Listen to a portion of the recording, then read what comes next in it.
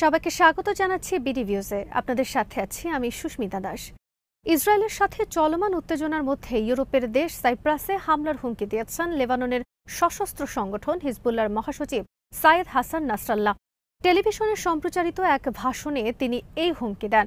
প্রথমবারের মতো ইউরোপীয় ইউনিয়নের কোনো দেশে হামলার হুমকি দিলেন নাসরাল্লাহ। তিনি বলেছেন, তার ধারণা ইসরায়েলের সাথে লেবাননের সর্বাত্মক যুদ্ধ শুরু হলে সাইপ্রাস দখলদার ইসরায়েলি বাহিনীকে তাদের বিমানবন্দর ও সামরিক ঘাঁটি ব্যবহার করতে দিতে পারে। সে ধরনের কিছু হলে সাইপ্রাস অবশ্যই আমাদের টার্গেটে পরিণত হবে। বিস্তারিত থাকছে মোতালেব জামালির প্রতিবেদনে।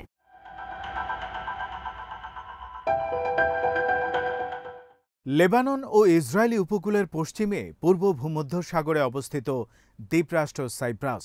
সাম্প্রতিক বছরগুলোতে সাইপ্রাস ও গ্রিসের সাথে ইসরায়েলের সামরিক ও অর্থনৈতিক সহযোগিতার সম্পর্ক জোরদার হয়েছে। ইসরায়েলের স্পেশাল ফোর্সের সদস্যরা সাইপ্রাসের সামরিক প্রশিক্ষণের সাথে জড়িত। সাইপ্রাসকে সতর্ক করে দিয়ে হাসান নাসরুল্লাহ বলেন, তাদের কাছে তথ্য রয়েছে ইসরায়েল সাইপ্রাসে সামরিক মহড়া চালাচ্ছে।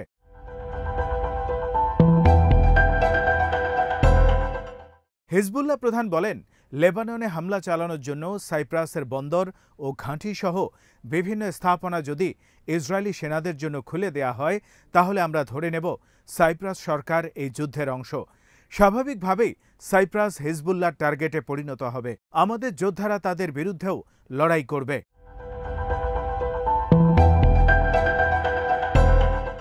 হিজবুল্লাহ প্রধানের অভূতপূর্ব এই হুমকির পর কেবল সাইপ্রাসে নয়, গ্রিসেও বড় ধরনের আতঙ্ক তৈরি হয়েছে। কারণ গ্রিস এবং ইসরায়েল সাইপ্রাসের ঘনিষ্ঠ মিত্র।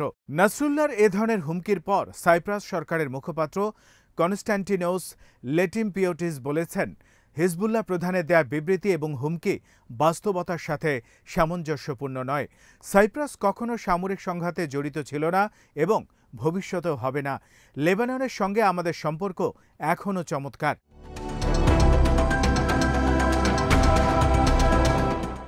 সাইপ্রাসের প্রেসিডেন্ট নিকোস ক্রিস্টোডোলাইডস বলেছেন, তার দ্বীপরাষ্ট্র ওই অঞ্চলে কোনো সামরিক অভিযানে কোনোভাবেই জড়িত নয়। হিজবুল্লাহ প্রধানের হুমকির ব্যাপারে সাংবাদিকদের প্রশ্নের জবাবে তিনি বলেন, সাইপ্রাস কোনোভাবেই সামরিক সংঘাতে জড়িত নয়। তার দেশ বরং গাজায় ত্রাণ সামগ্রী সরবরাহের ব্যাপারে একটি মানবিক করিডোর হিসেবে ভূমিকা পালন করছে।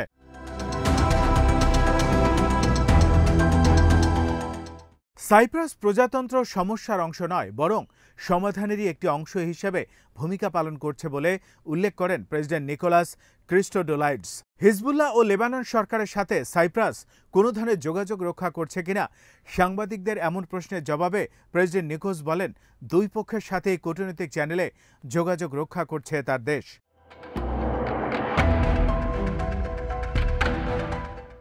হাসান নাসরাল্লাহ টেলিভিশন ভাষণে ইসরায়েলের গুরুত্বপূর্ণ স্থাপনাগুলোতেও হামলার হুমকি দিয়েছেন। ইসরায়েল অধিকৃত গ্যালিলিতে স্থল অভিযান চালানোর কথাও বলেছেন তিনি। ইসরায়েলি সেনা কমান্ডাররা লেবাননে সর্বাত্মক হামলার পরিকল্পনা অনুমোদন করার খবর প্রকাশের পর হাসান নাসরাল্লাহ এই হুমকি দেন। তবে তিনি এই ইঙ্গিতও দিতে চেয়েছেন, হিজবুল্লাহ ইসরায়েলের সঙ্গে সর্বাত্মক যুদ্ধ চায় না, তবে তারা ইসরায়েলের ভয়ে একটুও ভীত নয়।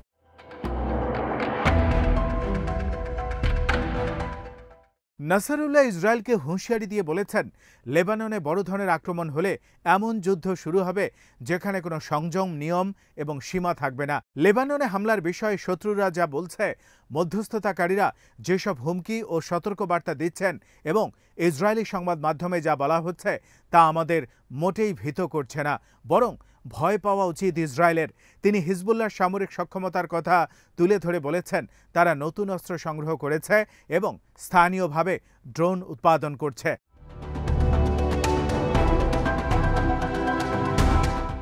তিনি বলেন, শত্রুরা ভালো করেই জানে সবচেয়ে কঠিন দিনের জন্য আমরা নিজেদের প্রস্তুত করেছি।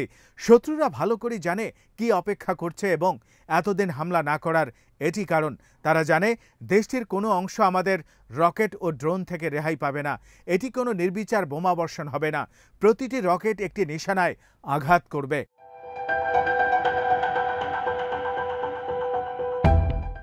বিভিন্ন মিডিয়ার খবরে বলা হয়েছে ইসরায়েল দক্ষিণ লেবানন থেকে স্বেচ্ছায় সরে যেতে হিজবুল্লাহকে নির্দিষ্ট সময় বেঁধে দিয়েছে। এই সময়ের মধ্যে সরে না গেলে হিজবুল্লাহর বিরুদ্ধে সর্বাত্মক অভিযান শুরু করবে ইসরায়েলি সেনাবাহিনী। ইসরায়েলের এই হুমকির বিষয়টি লেবানন সরকারকে অবহিত করা হয়েছে মার্কিন মধ্যস্থতাকারী আমোস হোসেনস্টাইনের মাধ্যমে।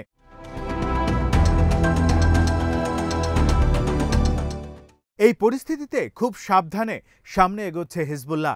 এখনও সংগঠনটি ইসরায়েলের সাথে সম্পর্কের অলিখিত নিয়ম মেনে চলছে।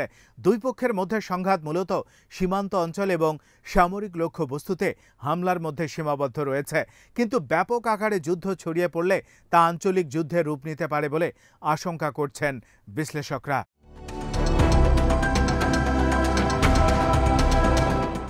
হিজবুল্লাহ প্রধানের সাইপ্রাসকে দেয়া হুমকির ব্যাপারে Hellenic foundation for European and foreign পলিসির সাইপ্রাস ইসরায়েল মৈত্রীর সম্পর্ক বিষয়ে বিশেষজ্ঞ গ্যাব্রিয়েল হ্যারিটোস মিডল ইস্ট আইকে বলেন, এটি একটি অস্বাভাবিক সামরিক হুমকি, কারণ সাইপ্রাস থেকে হিজবুল্লাহ খুব বেশি দূরে নয়।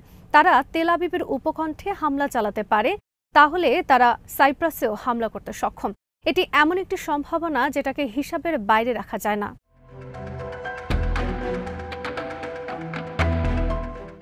সাইপ্রাসের পররাষ্ট্রমন্ত্রী কনস্ট্যান্টিনোস কম্বোস ওয়াশিংটনে মার্কিন পররাষ্ট্রমন্ত্রী অ্যান্টনি ব্লিংকেনের সাথে বৈঠক করে দেশে ফেরার পর হিজবুল্লাহ প্রধানের পক্ষ থেকে পূর্ব ভূমধ্যসাগরীয় দ্বীপ দেশটিকে এই হুমকি দেওয়া হলো। কনস্ট্যান্টিনোস কম্বোসের সাথে বৈঠকের পর ব্লিংকেন বলেন, এই অঞ্চলে সাইপ্রাস একটি গুরুত্বপূর্ণ খেলোয়াড় এবং একই সাথে যুক্তরাষ্ট্রের ঘনিষ্ঠ মিত্র। ওয়াশিংটন সাইপ্রাসের সাথে এই সম্পর্ককে যথেষ্ট মূল্য দেয়।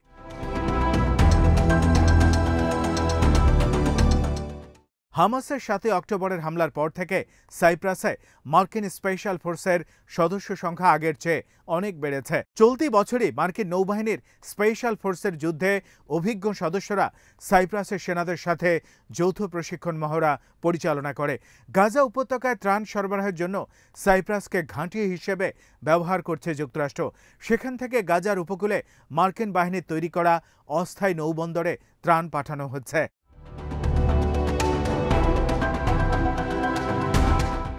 যুক্তরাষ্ট্র ও ইসরায়েল এই সুযোগকে কাজে লাগিয়ে সাইপ্রাসে নিজেদের সামরিক শক্তি জোরদার করছে।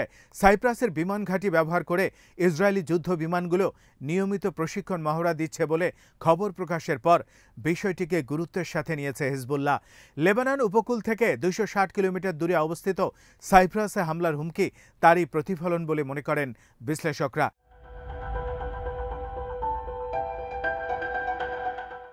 গ্রিসের রাজধানী এথেন্সের ইনস্টিটিউট অব গ্লোবাল অ্যাফেয়ার্সের পরিচালক কনস্ট্যান্টিনোস ফিলিস মিডল ইস্ট আইকে বলেন, সাইপ্রাস সরকার যুক্তরাষ্ট্রের সাথে কৌশলগত সহযোগিতার চুক্তি স্বাক্ষর করায় খুবই হতাশ হিজবুল্লাহ।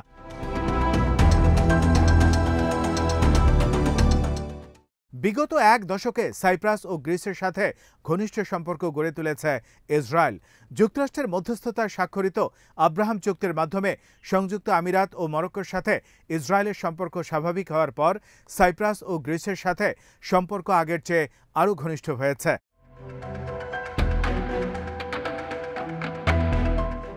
হিব্রু ভাষার একটি সংবাদ মাধ্যম জানিয়েছে, হামাসের 7 অক্টোবরের হামলার পর হাজার হাজার ইহুদি ইসরায়েল থেকে পালিয়ে গ্রিসে গিয়ে সেখানে স্থায়ীভাবে বসবাসের ব্যবস্থা করছে। সম্প্রতি ডিমার্কান নামের সংবাদ মাধ্যম হারেটস পত্রিকার অর্থনৈতিক খবরের উদ্ধৃতি দিয়ে গ্রিসে ইসরায়েলিদের অভিবাসন সম্পর্কিত নতুন কিছু তথ্য প্রকাশ করেছে, যেখানে গ্রিস ও সাইপ্রাসে ইসরায়েলি নাগরিকদের অবস্থান ও বিনিয়োগের তথ্য প্রকাশ করা হয়েছে।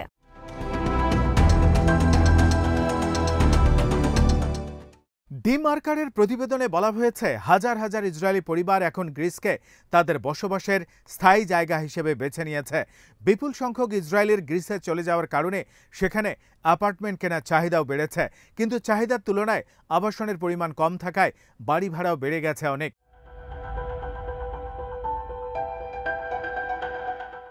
ওই প্রতিবেদনে আরও বলা হয়েছে, গ্রিসে আসা ইহুদিদের ইসরায়েলে ফিরে যাওয়ার আর কোনো ইচ্ছা নেই, বরং তারা এখানেই স্থায়ীভাবে থাকতে এসেছে। আর এসব কারণেও ইসরায়েলের সাথে গ্রিসের সম্পর্ক আরও ঘনিষ্ঠ হচ্ছে। এই সম্পর্ক পূর্ব ভূমধ্যসাগরীয় অঞ্চলের ভূরাজনীতিকেও প্রভাবিত করছে। এই অঞ্চলের সাগরের গ্যাস উত্তোলন নিয়ে তুরস্কের সাথে সাইপ্রাস ও গ্রিসের বিরোধ চলছে অনেক দিন ধরেই।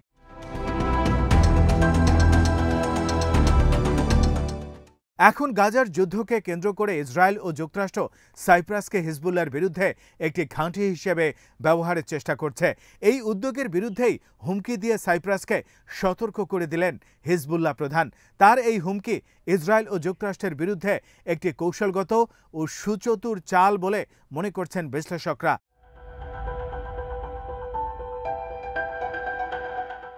আজ এখানেই শেষ করছি। সবাই ভালো থাকুন, সুস্থ থাকুন আর দেখতে থাকুন বিডি ভিউজ। চ্যানেলটি ভালো লাগলে সাবস্ক্রাইব করুন, সংযুক্ত থাকুন আমাদের ফেসবুক পেজে।